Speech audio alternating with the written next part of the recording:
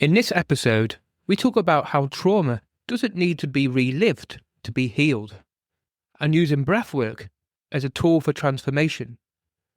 We talk about the riddle, why do we want what we haven't got, and how inner child work can be used as the core healing path.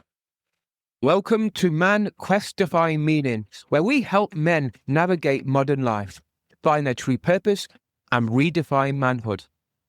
I'm your host, James, and each week, inspiring guests share their journeys of overcoming fear, embracing vulnerability, and finding success. From experts to everyday heroes, get practical advice and powerful insights. Struggling with career, relationships, or personal growth? We've got you covered. Join us on Man Quest to Find Meaning. Now, let's dive in. If we are going to create change in the world, we're going to have to reclaim the parts of who we are that we left behind. Hello, Anthony. Can you explain more about that? Yeah, I'd love to. What that means is that with each trauma that we've met in our past, we have usually tried to forget it or dissociate from it in order to get back to being okay. And in doing so, we throw the baby out with the bathwater. We forget that there's actually a part of us that got traumatized that we also dissociate from. So when you consider how many times that happens, especially in those first few years of life, there are a lot of broken bits of who we are that are lying there alone and untended, while we generally, as humans, tend to blame the outside world for the way things are. So there's something in there that can be adjusted. Is there something in there that can be adjusted? Would be my question. I obviously feel that there is. Yeah, that makes complete sense because I'm on this path at the moment, and I've been on the path for probably 7 or 8 years now. But it's almost like you go through this helical and you come up against shadows and insecurities in that moment. You go through them and then you think, oh, great, I've got rid of all them. And then you come back around and then you meet them again. And I've just literally, last couple of days, I've met the next level and I'm like, Christ almighty, can't I have a break? Can't I have a break? But in the hindsight, I feel so much more present, so much more like I've changed massively over the last 2.5 weeks because of all the shadows being brought out. And for me, claiming all these parts and almost loving and accepting and nurturing these parts is the key to growth. Yeah, I believe so. I also believe it's the key to wholeness. And the cost, if we don't do it, is enormous.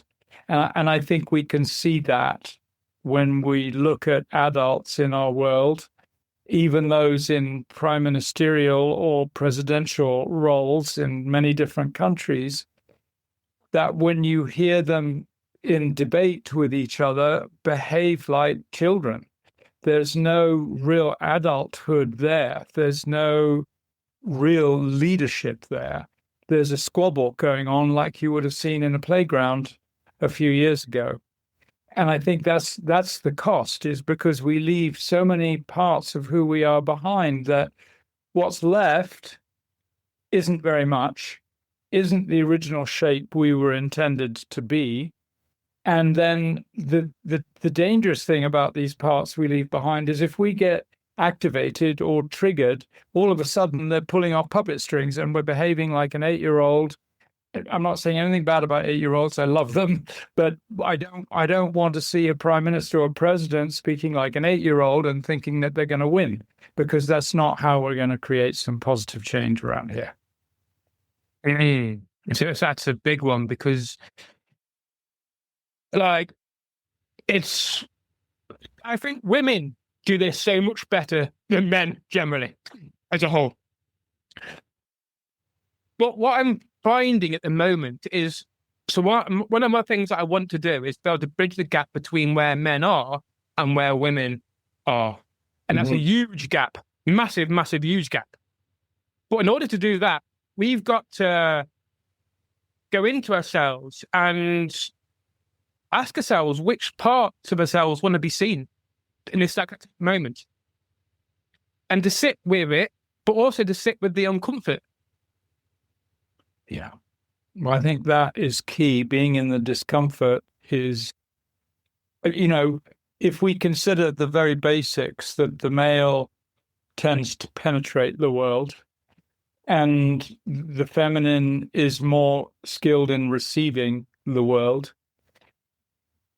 The male role is to sort of shoot first and ask questions afterwards in a certain way. There's not perhaps the skill or the softness, which is considered weakness, or the sensitivity or vulnerability, which is all considered weakness, to want to actually understand what's going on. So this brings up a riddle for me. Why is it that we always want something that we haven't got when actually we've got exactly what we asked for? Why is it everybody wants what they haven't got when actually they've got exactly what they asked for? And the riddle to me is fascinating because it's about responsibility. It's about the fact that we do want to point the one finger out there and we don't pay attention to the three that are pointing back at me, because in some way we absolve ourselves from doing our work. We absolve ourselves because we can blame someone else for our condition. But the longer that we do that, then the more we delay this incredible opportunity that life offers to us, which is to become whole human beings. And that means tending to our backlog. It means cleaning up those bits in our past that we've ignored because they were too painful. And it doesn't mean we have to revisit the trauma. That's the good news. I don't think we need to revisit the trauma, but my gosh, we do need to help that poor kid who got traumatized. Otherwise, he's going to sit there waiting until he's awakened again, and then he'll come out and pull our puppet strings and make us say things we didn't want to say and try win an argument that isn't winnable, and create all kinds of problems in all of our relationships, especially the intimate ones. Can you say that statement again, please? The riddle. Yeah, why is it we all want what we haven't got when actually we've got exactly what we asked for? Yeah, to me, when you say that, there's a chill going through me, because there's a sense that unconsciously, I think we're almost ingrained into this way of living, of wanting more, more, more. But underneath, when we take away these layers, these parts of ourselves, start to reclaim them, and they start to become it's part of who we are, there's almost a sense that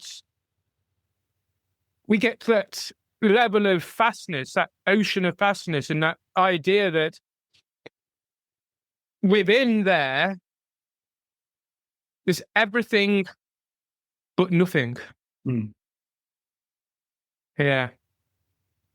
Yeah, I think that's why what I've heard say that the achievement of wisdom is the embrace of paradox. Is that it always ends up that way, right? I mean, we call our life birth and death, but it's also death when we're born. It's death of something that was, and the birth of what is, and our death is the death of what is, and the birth of something different. So, we're surrounded. We live in a paradox, and I think we struggle with that as humans. It's easier to form opinions, align yourself with someone else who's got an opinion, because it feels safe. And we desperately need safety. And there's safety in numbers. Like we have cliches like misery loves company. Oh my God. You know, think of all the things that we actually affirm in our lives. They're quite disastrous and they're not very helpful.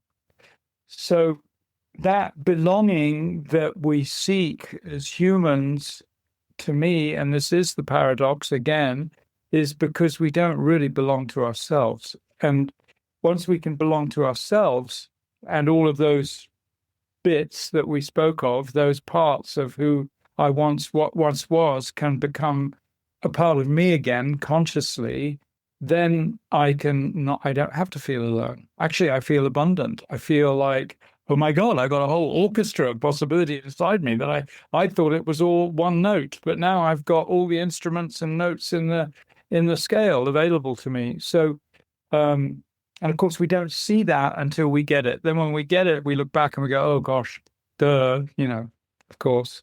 Mm. Think of that. What you said there with regards to safety and belonging to ourselves is basically what I'm currently exploring at the moment with what's happened with a death and a rebirth. There's this idea that how, as men, do we create safety in ourselves so that people around us feel safe?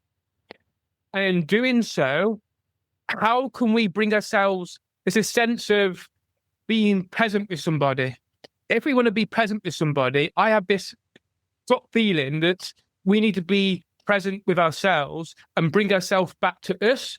Then once we bring ourselves back to us, that's when I feel that we can have that physical, emotional, and spiritual presence with somebody else. Yeah, I couldn't agree more. That, I think, is presence. The more whole we become, the more present we can be. Okay. Yeah, because otherwise it's bits that I haven't resolved with yet in me that I've kind of hidden away because it's too painful to remember that time I was abused or I was abandoned or whatever it might have been. If I abandon him, I'm me minus him sitting in front of you. And that him isn't just one him, there are thousands of them. I mean, millions of them. For each time I felt shame or embarrassment or any kind of trauma, something that I didn't want to, none of us want to be in trauma, of course. But there's one thing that Mo Gadat did. He was one of the top bigwigs in Google, and I really thank him for this. He did a survey of 12,000 people, and he asked them, if I could take away your trauma, would you want me to? And upon questioning, over 98% of them said, leave me my trauma, I'll keep it. Because without it, I would lose all my new friendships, all the learnings that I've had, all the growth that I've experienced, all the resilience I've developed, all of those things would vanish and I'd be incredibly susceptible again. So a lot's been said about trauma in this last 10 years, especially since COVID and online has become so much more prevalent. And there's been a lot of really healthy inquiry into what trauma is. I think we're understanding that we're at the dawn of a new understanding when it comes to trauma. There's more to discover. For example, we used to think that the best way to deal with trauma was to put you in front of it and muscle up.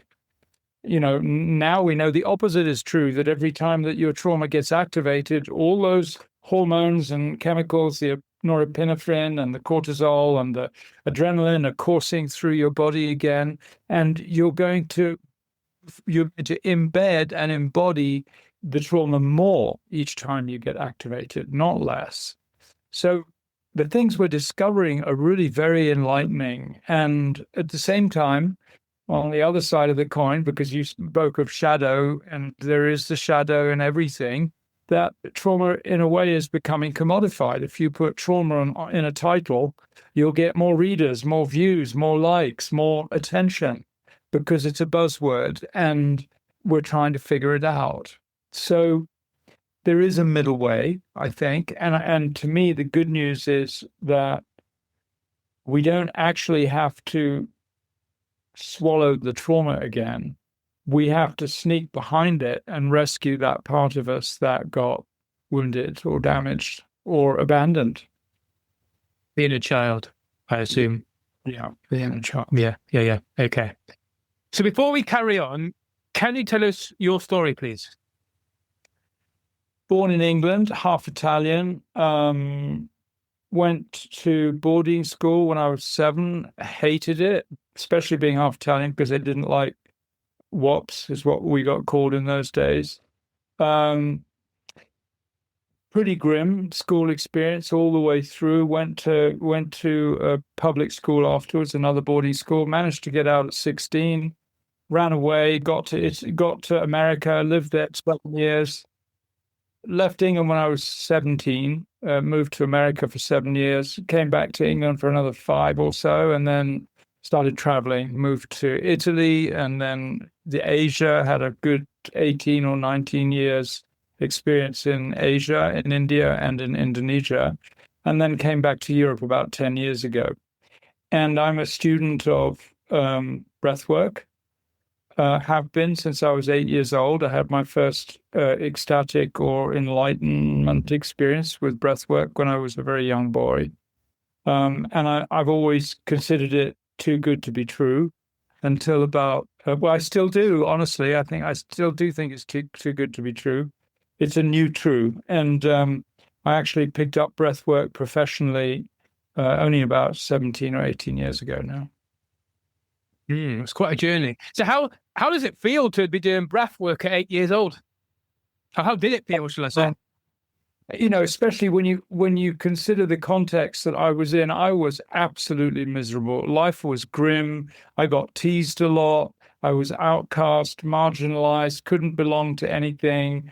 And then one kid came up and showed me this breath thing, and we did it together, and it changed everything. I saw infinity. I experienced the galaxies. You could say I saw stars. It sounds a bit cartoony, but I saw stars. I saw what I would now call God, and I felt Godness and oneness and understanding, complete understanding. So with all of the misery that I was living in, I used to cry myself to sleep every night. And, it was kind of rough for a little boy. All of a sudden, I understood, oh my God, that's nothing in comparison to this. This is what's real.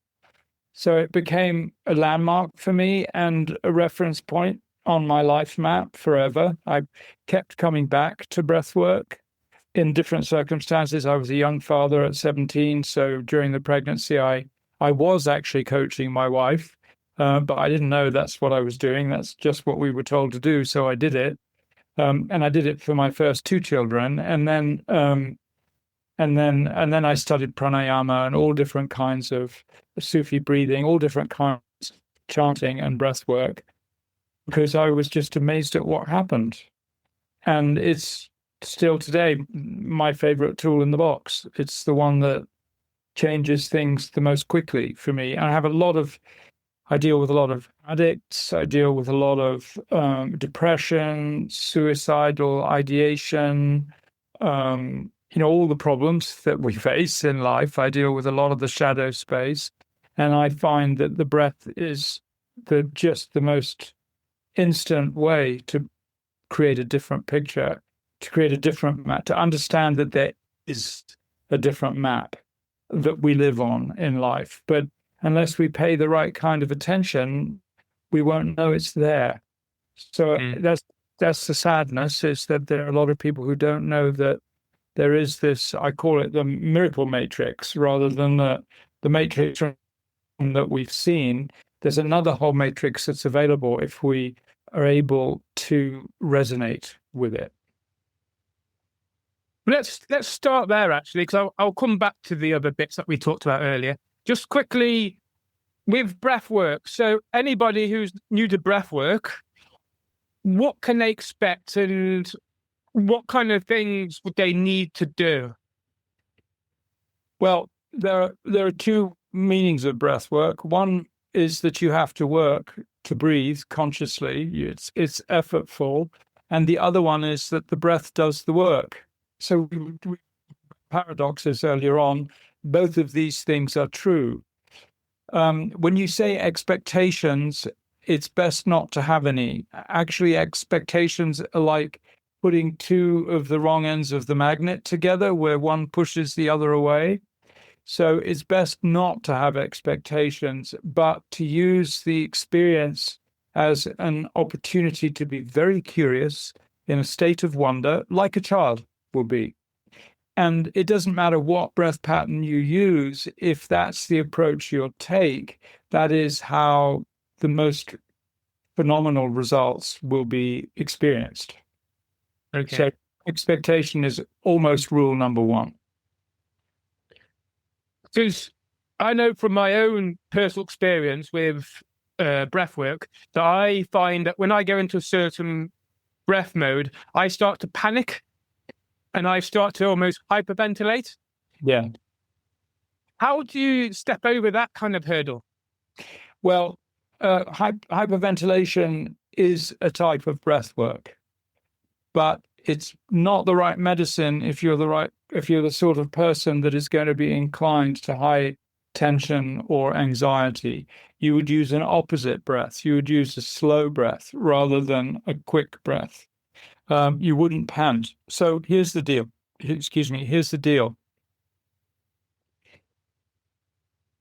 We can hack our nervous system by breathing in certain ways. So if you're anxious, if you're getting tight and contracted, if you're moving towards panic, there are ways we can breathe to balance that back out, to bring you back into equilibrium. If you're tired, if you're depressed, if you're listless, if you're lethargic, there are ways we can breathe to activate you more and get you more energized.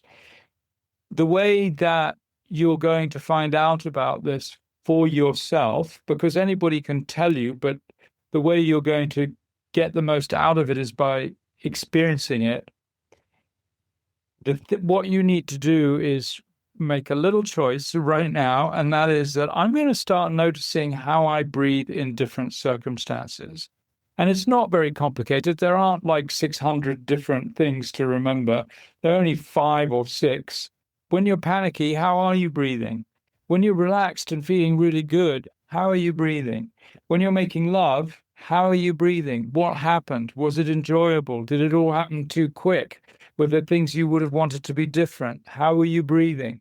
When you wake up in the morning, how are you breathing? When you find it difficult to go to sleep, how are you breathing? When it's easy to go to sleep, how are you breathing? All of these bits of information become the catalog or the manual that each of us has that we can use to recreate those circumstances when we want to. So if you're panicky, there's a breath that will take care of that, and it's a slow, purposeful breath. And actually, it's a breath with an exhale as you can possibly have. So you could start by breathing in for 4 seconds and then breathing out for 8. And then you could continue extending that out breath up to 30 or 40 seconds. You can make a hum sound when you exhale, and that will also activate your vagus nerve. And that's really how you want to breathe when you're getting stressed. And here's again another little paradox. The best time to do it is when you don't need it. That way, I like to present it this way. If you practice these things when you don't actually need to lean on them, then you'll find that tool in the toolbox because you know what shape it is, you know what it's like, you pick it up, you're familiar with it. It's almost automatic. In fact, if you practice for more than 2 or 3 weeks, this becomes automatic, where you participate in the regulation of your nervous system. So when you feel something is moving out of kilter, okay, I need my go-to 5-second in, 5-second out breath. It's called the coherence breath. That's the one I'm going to use. Or if I'm really in a bind or I want to have an extraordinary experience, if I'm stuck in relationship or with something, creative block, a deep depression, whatever it might be, of that nature, then a conscious connected breath is a great way to breathe. And that is one that will slow down your motor mechanisms in your frontal lobe and allow you to start to consider things without quite the same racing thoughts that we normally have. And that's one that you need to be facilitated on. You need to have someone with you to make sure that you're safe, because you can get a bit wobbly. You should be doing it lying down. And it's good to have someone who's experienced to take care of you, facilitate the experience for you. You're saying that with breath, you have the idea that different circumstances will mean different breaths. So like having anxiety or being a bit fearful, obviously our heart rate's going to go through the roof. So then taking a nice deep breaths, you're going to slow yourself down. And for shifting stuff, which might be quite traumatic or something big, it's more having that assistance with conscious breaths. Yeah, conscious connected. And that's what that means, is that you're always breathing in or out. You're never pausing in between breaths. And that connection it changes everything. So all of these other breath styles, like the coherence breath, 5 seconds in, 5 seconds out, the transformer breath, the one I told you about anxiety or panic, they're all about breathing consciously.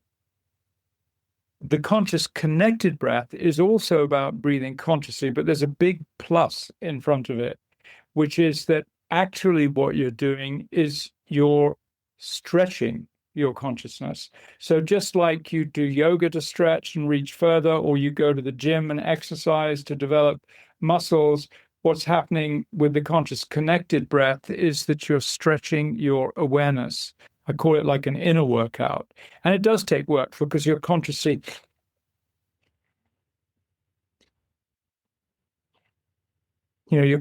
breathing in and out. I don't know if the sound might not be coming through properly when I do that, but you're consciously breathing in and out like a beautiful violin solo, or think of the waves as they come on the beach and they come in and go out. It's always connected. And what happens with this is really quite unforeseen. I just did 2, and I feel different. You can imagine doing it for an hour, and then some extra, what we would call extraordinary things can happen. Those extraordinary things are pivotal moments. Sometimes people realize, like, oh my God, I keep banging my head on one side of the coin, and I had a breath work, and all of a sudden I saw it from the opposite perspective. Now I've got a multi-dimensional perspective, not just my 5 or 6 senses, not even my telepathic sense, but something much bigger came into the picture. So it's a great breath work as a practice. You can do it every day, and at least do it once a week if you can. And also doing it in company with other people becomes something quite special as well. So what we do at Alchemy, we breathe about 750 people every Sunday, and we all collect on the internet and we breathe together. And it's quite remarkable to see what happens when we're in community and we breathe like that. What I find is there are, in the morning session, I think there are probably about 300, 350. In the evening session, about 400 to 450. And it's like having 450 teachers in the room. People put notes in the chat box afterwards, and other people are going, oh my gosh, thank you for saying that. And that's exactly how, so people are really helping each other in community to grow, which is just a wonderful thing to witness. One thing I've noticed with myself and probably others is that quite often we do the chest breathing. So obviously we're doing shallow breaths in the chest. How can we switch from chest breathing to breathing into our stomach, into our abdomen? Well, consciously, by choosing it. And again, having a facilitator is really helpful, because they will be reminding you. But one thing you can do is, for example, put something on your chest. If you're lying down, put something on your belly, like something you can see, like an upside down glass or a roll of toilet paper or something that is stable, that you can then see it rising and falling as you breathe. There's also something about commitment here that I think we always underestimate. We've got this awfully negative connotation about commitment, that it means that I'm not going to have as many choices after I do it. And I like to think of commitment as kind of the opposite. It's like, it's a choice. Oh my gosh, this is what I'm going to do. It can be a really exciting thing. And making that commitment, sometimes I say to people before I give a group breathwork, I say to them, how willing are you to breathe on a scale of 1 to 10? And people say 10. I say, okay, are you willing to up it to 20? And yeah, are you willing to up it to 50? Yeah. Are you willing to up it to 100 out of 10? Yes. And then the way they breathe completely changes. So I think we say in the breathwork world that you breathe how you live. And it's a very good metaphor. It's easy to forget to breathe. It's easy to forget we're alive. The time we really understand how alive we are is when we've only got a few days left, or we're given a sentence. We're told we have a terminal illness. Then all of a sudden, the value of life has a very different flavor. So what I like to say is a bit of a shocking statement, but what I like to say is that think of that first breath of your life as happening every time you breathe in. It's a rebirth. It's an opportunity to rebirth something inside you. Every single inhale. Think what that first breath was like. It was like just complete unconditional embrace of air, life force, everything. No judgment, no negativity, no positive, just total embrace. Now consider what that last breath will be like. It's a pre-death. If one's a rebirth, the other's a pre-death. And we do this 25,000 times a day. But how often do we remember that there's a first time we do this and there'll be a last time we'll do this? And do we ever consider that the breath isn't ours? I always talk about my breath. You talk about your breath or her breath or his breath. We have to give it back, every single one. That last breath that we take will be our final payback in this planetary existence. But it is going to happen. That's super powerful. It makes you think that perhaps if we can slow down and almost allow ourselves to witness every breath, that there'll be amazement and enlightenment and that sense of freedom, because we get the freedom to choose whether we breathe. You can, if you want, you can hold your breath, but we get to choose that breath. Yeah, I think that choice is the pivotal opportunity. And when I said earlier on, why is it that we all want what we haven't got when we've actually got exactly what we asked for? That's what that awareness leads to. If I choose this breath, I am restoring choice to my life. So, okay, it's a bit of a big pill to swallow. I've got exactly what I asked for in life. I mean, did I really ask for a backache? Did I really ask for a relationship that someone betrayed me on? Did I really ask to be abused? Did I really ask? That's actually the wrong question. The right question is there something I could have changed in the chain of choices that I made that could have brought me a different outcome than the one I face today? If I'm not happy with what I've got, what's the choice? Just one choice. I mean, there were millions of them along the way. I mean, trillions of choices maybe that led me to be 70 years old and then making some dumb mistake. But what if I just changed one choice along the way? I like to think of it as like you're shooting a rocket to the moon and you might be 1 or 2 degrees off, but you're going to miss the moon by 100,000 kilometers. So, all we've got to do is change it just one little bit, and we'll hit the moon. We'll have a result. So what is the choice that we could have changed? And choosing the breath, every time we choose to breathe, we remind ourselves that I'm choosing to do this. We are strengthening. We're restoring a sense of choice to a mind that has learned to suffer without choice. You talk about that one choice, but what stops people from making these choices in the first place? What stops them from really stepping into changing these things? I think trauma. The trauma in the first place, because the trauma was the choiceless moment, was the first time we had no choice. That was the moment that we lost our breath too, right? And we were then reduced, well, we are reduced to three choices from the amygdala, from the survival part of the brain, which are fight, flight, or freeze. That's the trauma response, fight, flight, or freeze. How do we get a bigger range of choice? By creating space. That's why one breath is as significant as 25,000 a day or a lifetime of breaths. One breath, if we make a choice to make it, to take that breath, becomes a reversal of a lifetime of habit. And what happens when I mention trauma, just to give some kind of gradation there, imagine you're on an escalator and you're on the upbound escalator, but there's a ceiling there, and the higher you go up, the less space there is. That's kind of what anxiety or panic is like. It's like if there's an inevitability of this crunch and lack of space that's going to happen.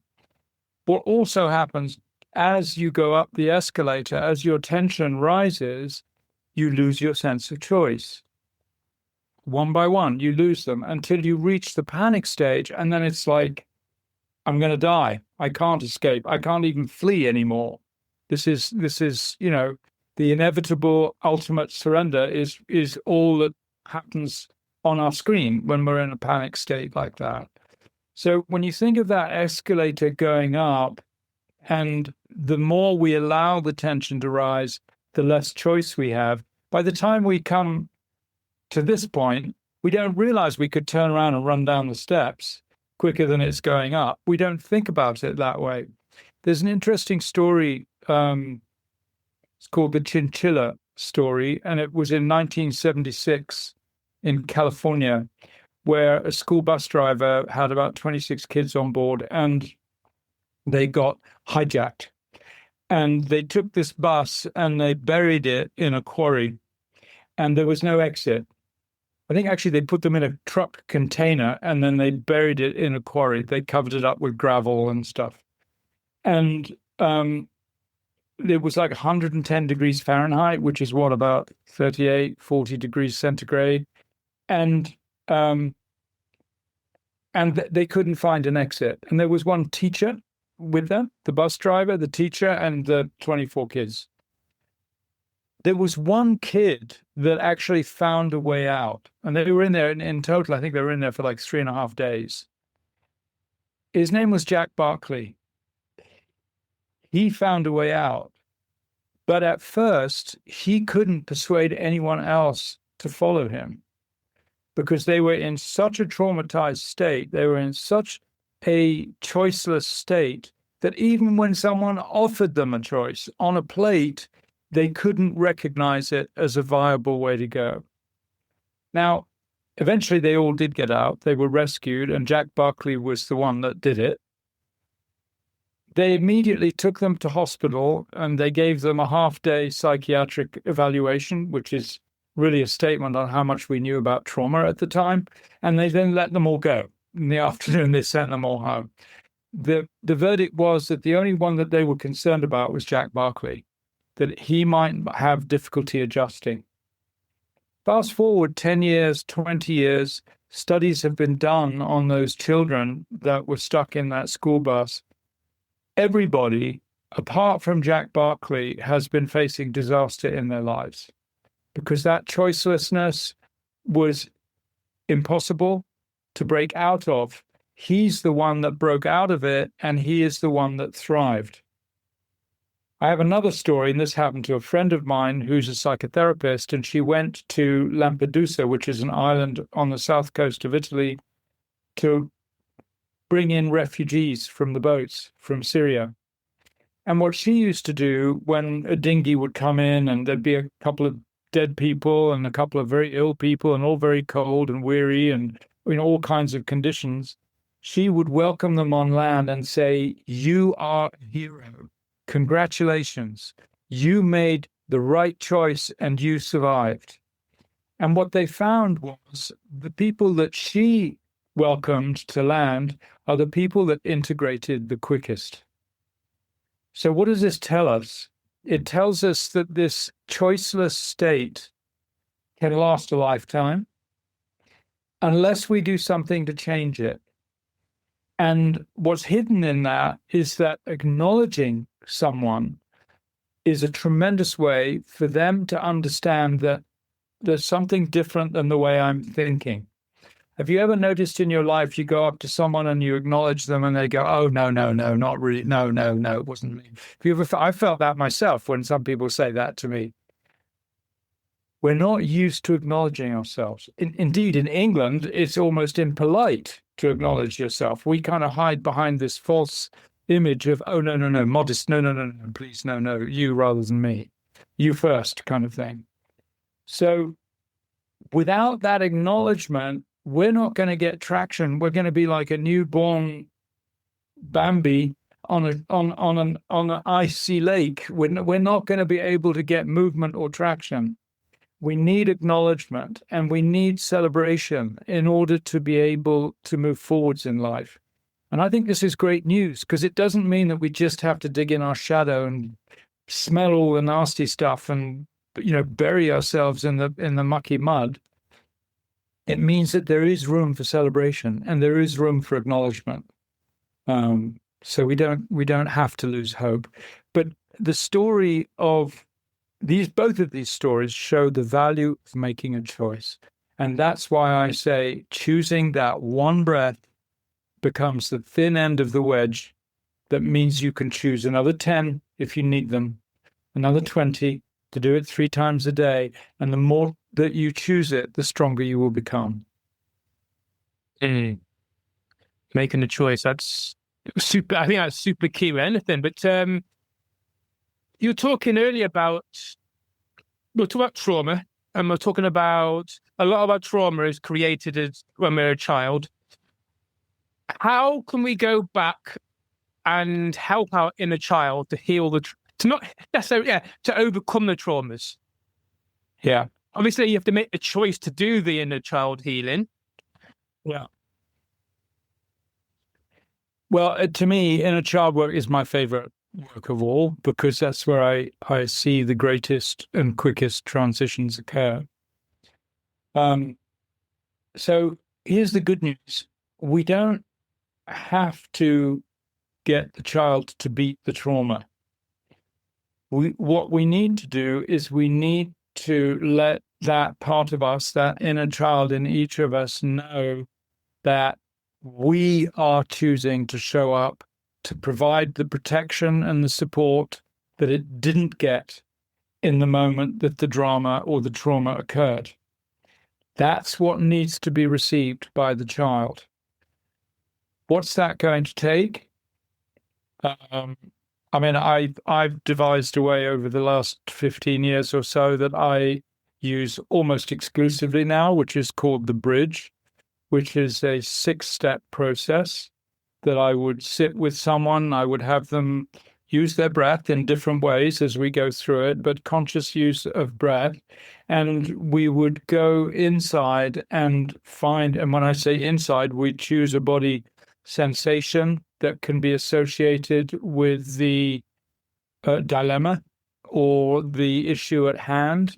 So the issue at hand might be, gosh, when my girlfriend goes to work, she sometimes she doesn't come till 3 a.m, and I get jealous. I think I've been left. I think she might have met someone. She might not come back.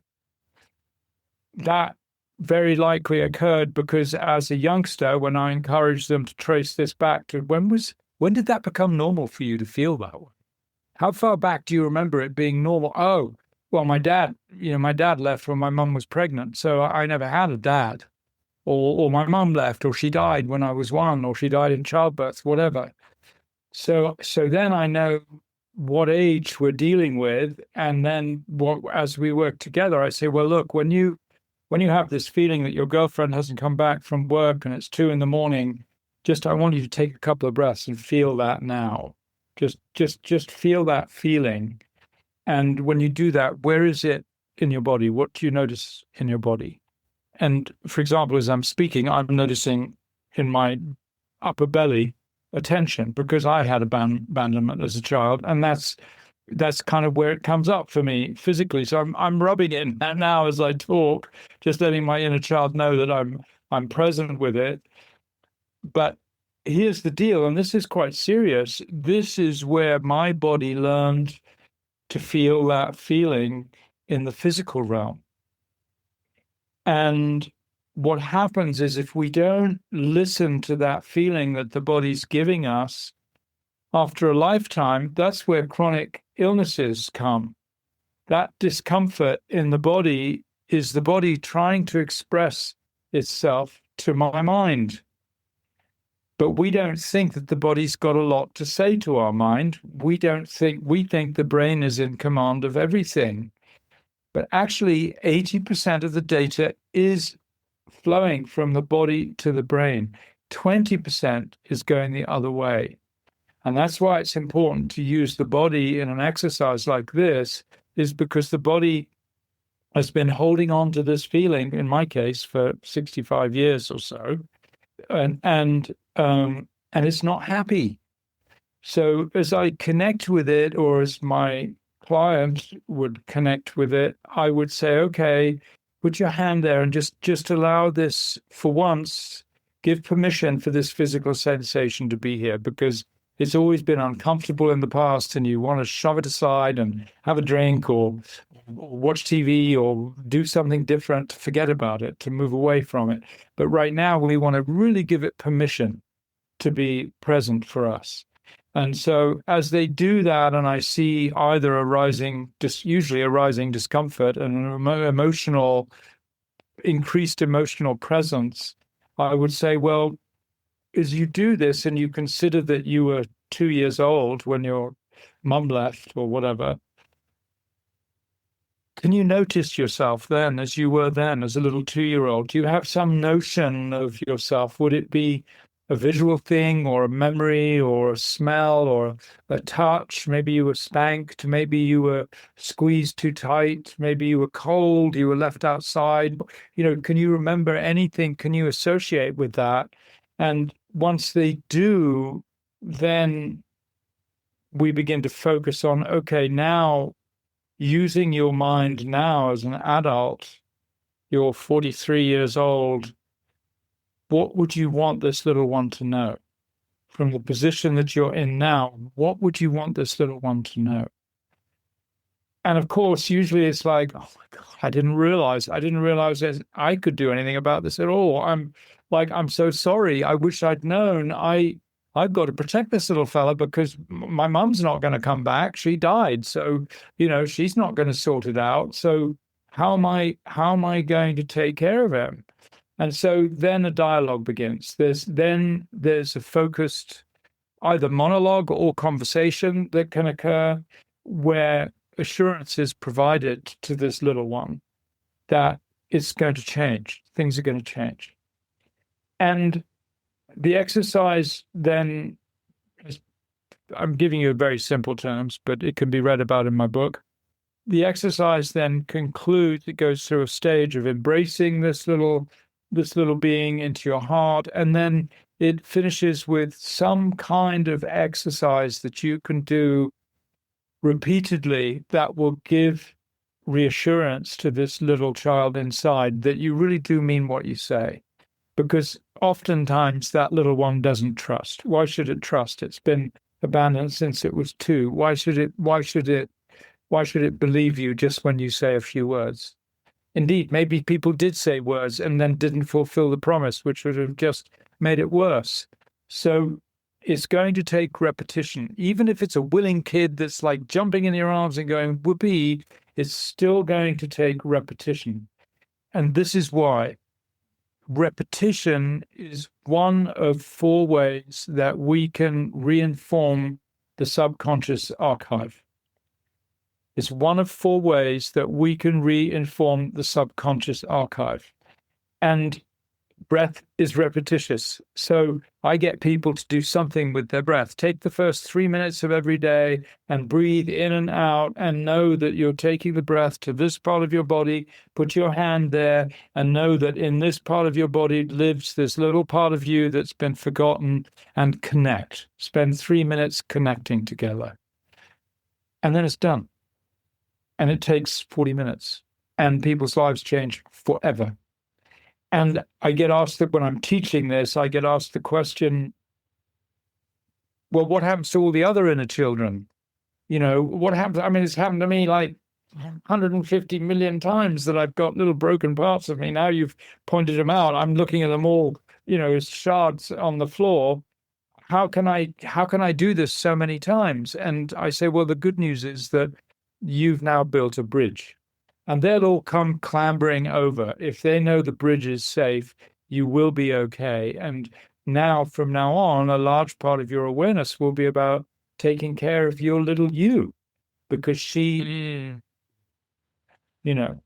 so that's a little overview as to how it works. And that was going to be my next question, was because we have so many different traumatic events that happen to us. And obviously we have all these little inner children coming towards us. But my idea around that is that if you create that bridge and they start coming over, you can have, rather than having just one inner child to hug, you can visualize them all hugging each other. So it's like a collective hug. Yeah, absolutely. It's absolutely right. It's like an army of self-support. I'm going to take that practice at home. I'm going to try it every day. Oh, bless you. Well, it's in the book. It's all the stages are articulated in the book. So, I think you probably got sent one. I don't know, but if you didn't, we'll get you one. Okay. And you can use it for guidance. There it is. Perfect, thank you. I haven't received one yet, so yeah, it's good. So it's going back quickly to what we're talking about earlier about coming back to ourselves and safety. I suppose the key thing is to have that inner child interaction, that connection with the inner child. But I suppose when you come back to your little one, you're coming back to your whole self. Yes. Yeah. That's because, and I suppose as well, when it's starting to this click in now, when you start to come back to yourselves and your inner child, it creates that safety. Exactly. That safety between you both. Yeah. Because you've got more resource. You're offering the safety as a conscious adult, and the child is receiving it, joining into the whole, and then you change as a result. You're more resourceful. Great if you've got creative aspirations and you've never really allowed yourself to play with them. And that doesn't mean that artist, musician, poet, writer, it's any kind, creating life. I mean, I think if we leave so much of ourselves behind, how can we co-create with life? It's right. There's bits and bobs. The things that go running around my head. It's kind of obviously with what's been going on with safety, with coming back to yourself. Obviously now with the inner child stuff, there's the ideas that's coming through, because I notice how to bridge that gap between men, where men are currently, and where women are. Yeah. We've got to create that safety in the men. So we've got to kind of start to allow ourselves, well, to really allow inner child healing to become part of the school curriculum. Yes, absolutely. Absolutely. This is fundamental stuff, and we all need to do it. Yeah. You know, here's a little puzzle. I was talking about self-development work the other day, and someone said, "What's all that about? All this self-development woo-woo business?" And I said, "Well, would you rather develop yourself or have someone else develop you for you? Because if you don't self-develop, you'll be developed by hostile forces that you really don't want to be developed by. So, you know, this is an opportunity. Think of it as an opportunity." Yeah, thank you for that. That's that's super powerful. So, for anybody who wants to get in contact with you, what are your details and what do you offer? Okay, in the shortest way possible, the book is Outer Chaos, Inner Calm. It's a book about the Miracle Matrix, about understanding the map that you're living on, and it's available on Amazon. It's already, thankfully, it's only come out in July, and it's already a bestseller, which is great news that it's helping a lot of people. You can join us for our Sunday breathes on alchemyofbreath.com, alchemyofbreath.com. And it's free every Sunday. You're very welcome. It's a great time to be together, to meet new people, keep seeing people getting into relationships and married and having babies that have met in the community. It's made us think that we should be starting up alchemates.com or something like that to help people make this happen more often. And then we also have our community center in Italy, in Tuscany, which is called Asha, Alchemy School of Healing Arts. And you can find out about Asha on asha.global, ASHA.global.